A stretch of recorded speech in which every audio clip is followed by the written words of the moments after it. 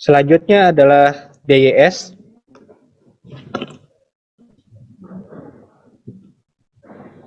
Baik, untuk yang DYS Bapak Ibu, ini akses lamannya masih sama juga, semuanya mengakses di sister perguruan tinggi masing-masing, sedangkan penilaian persepsional untuk mahasiswa atau atasan yang menggunakan token bisa diakses di slash penilaian persepsional dari sister perguruan tinggi masing-masing. Lalu untuk melihat hasil Serdos, jadi banyak pertanyaan masuk ke kami juga. Jadi jika Bapak Ibu ingin melihat hasil penilaian Serdosnya itu di sister kementerian.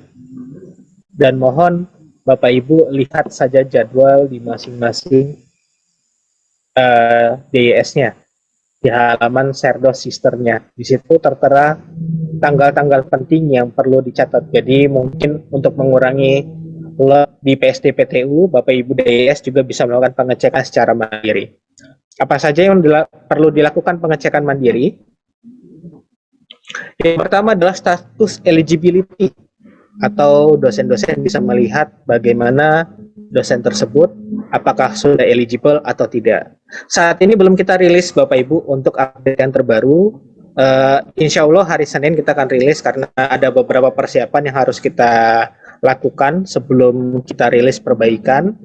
Itu perbaikan yang pertama adalah sesuai dengan PO, kita tidak melihat masa kerja 2 tahun, tetapi kita melihat masa kerja sejak terhitung dari TMT fungsional pertama.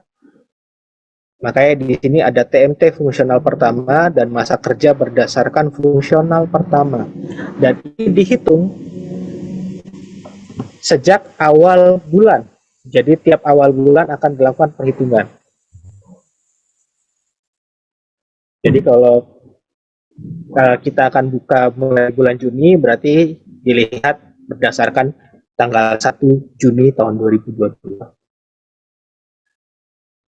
Begitupun juga dengan syarat BKD, TKDA, TKBI, dan pekerti atau AA. Lalu alasan tidak eligible juga ditampilkan seperti ini. Lalu juga BKD mana saja yang belum diunggah, maka akan tampil di sini. Dengan catatan, DYS itu mengirimkan ke PSDPTU soft file dalam bentuk PDF LKD-nya dalam kurun waktu 2 tahun yang memenuhi. Jika sudah eligible, maka tampilannya adalah seperti ini. Lalu ketika sudah eligible dan sudah dibuka periode periode Serdosnya, Bapak Ibu tinggal melakukan pengisian. Yang pertama adalah validasi biodata peserta. Di bagian validasi biodata peserta, ini diambil dari profil Bapak Ibu. Jika datanya ada yang kurang lengkap, silakan edit Bapak Ibu. Seperti gelar depan, gelar belakang, mungkin ada yang tidak sesuai dari apa yang ditarik oleh sister, mungkin ada yang hanya ditampilkan gelar dokternya atau gelar insinyurnya, lalu gelar belakang hanya perlu ditampilkan gelar pendidikan terakhirnya, dan lain sebagainya. Lalu NPWP ini silakan diisikan Bapak Ibu, lalu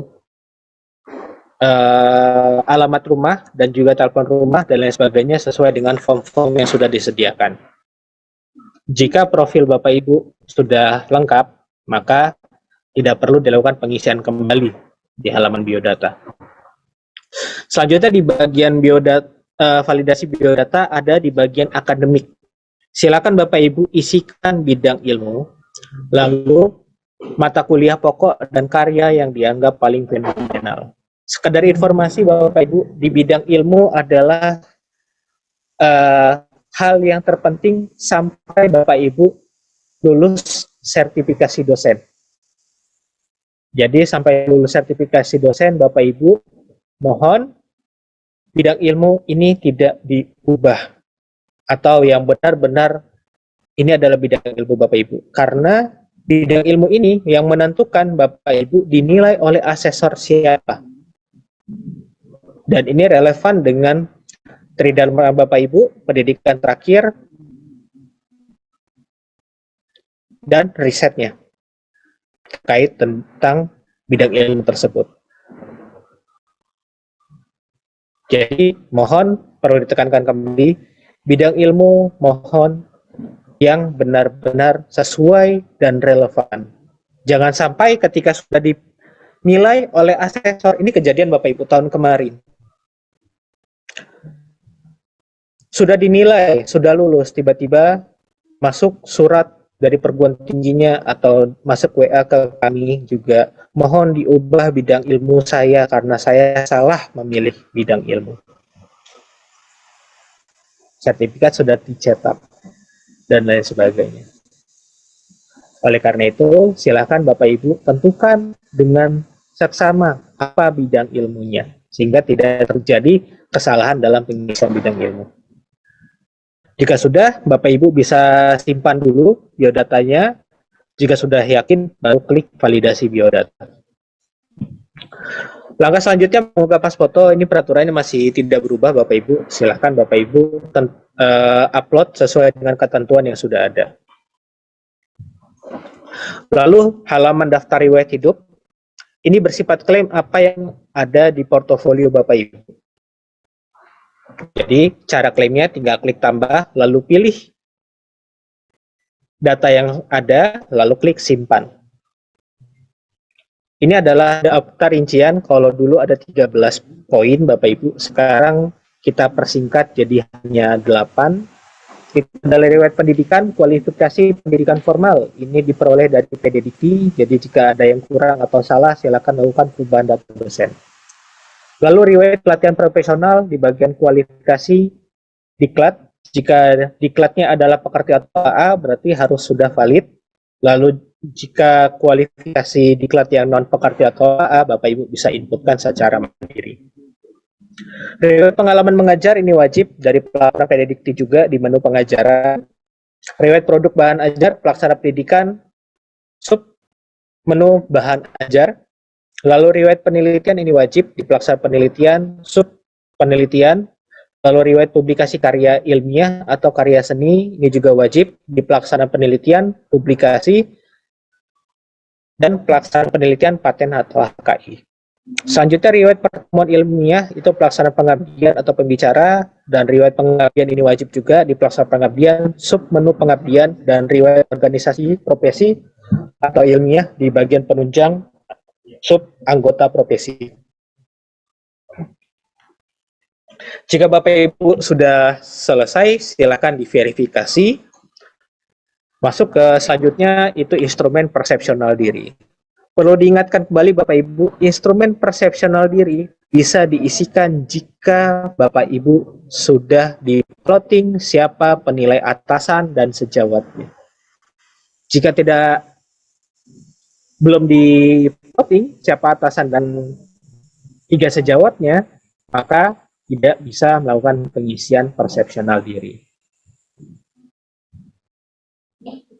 Ini bisa disimpan dulu, jika sudah nanti dilakukan validasi. Dan validasi akan muncul ketika Bapak Ibu sudah melakukan simpan penilaian pertama. Lalu masuk ke penyusunan dokumen PDD UKT-PT.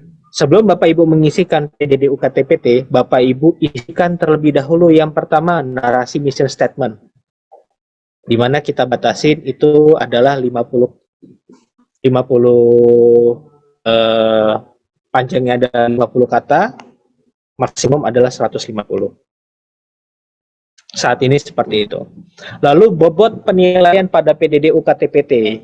Jika sebelumnya bobot itu ditentukan pada PO, tetapi saat ini bobot ditentukan oleh Bapak Ibu DYS. Kira-kira berapa unsur pengajarannya, berapa unsur publikasi karya ilmiahnya, berapa unsur pengabdian pada masyarakat. Di mana total unsur penilaian adalah 100%. Di mana pada masing-masing unsur minimum Bapak Ibu pilih pada masing-masing unsur minimum 10% dan maksimum adalah 80%. Boleh di pengajarannya 80%, yang lainnya 10%, boleh. Jika Bapak Ibu DIS yakin bahwa pengajaran Bapak Ibu lebih baik daripada publikasi maupun pengabdian dan lain sebagainya. Selanjutnya adalah upload RPS. Saat ini kita minta adalah dokumen. Silakan Bapak Ibu upload dokumen RPS-nya. Baiknya adalah dalam format PDF dan tidak boleh lebih dari 2 MB. Ketika sudah mengisikan PDD UKTPT, sudah mengisikan narasi mission statement-nya, lalu sudah menentukan bobot penilaian dan juga upload RPS, maka dokumen PDD UKTPT akan terbuka formnya. Dan Bapak Ibu masih bisa melakukan perubahan untuk narasi mission statement-nya, dokumen RPS, dan juga bobot penilaian sampai dilakukan validasi. Lalu selanjutnya isikan link pengajaran. Ketika sudah diisikan link pengajarannya, PSDPTU sudah bisa melakukan pengecekan link PDD UKTPT dan RPS. Lalu isikan penilaian publikasi karya dan juga pengabdian pada masyarakat. Jika sudah terisi semua, maka form validasi akan muncul di DIS, nanti diarahkan ke halaman validasi. Jika belum divalidasi oleh PSDPTU, maka dia akan berwarna kuning. Lalu di bagian penilaian dan penelitian dan pengabdian pada masyarakat,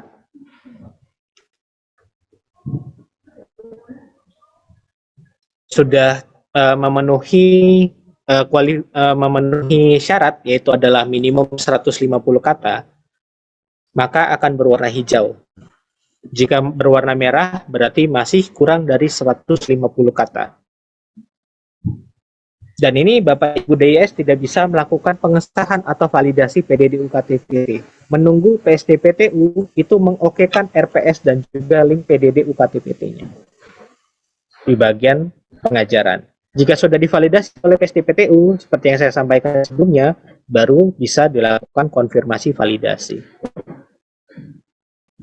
Jika sudah, maka semua status akan tercentang dan menunggu perhitungan NPS. Lalu masuk ke perhitungan NPS oleh PSDPTU. Jika Bapak Ibu lolos di perhitungan NPS sesuai dengan syarat yang ada di PO Serdos, maka akan muncul di sini status lulusnya. Langkah terakhir, Bapak Ibu tinggal unduh format lembar pengesahan, lalu di print out lembar pengesahan tersebut dan ditandatangani oleh Bapak Ibu, lalu minta tanda tangan pimpinan, lalu dikumpulkan secara kolektif ke PSDPTU, karena PSDPTU yang akan meminta tanda tangan ke pimpinan perguruan tinggi biasanya, lalu di-scan dan di-upload ke sistem untuk diajukan. Itu saja Bapak Ibu yang bisa saya sampaikan. Terima kasih. Mohon maaf jika ada salah kata. Saya kembalikan ke moderator.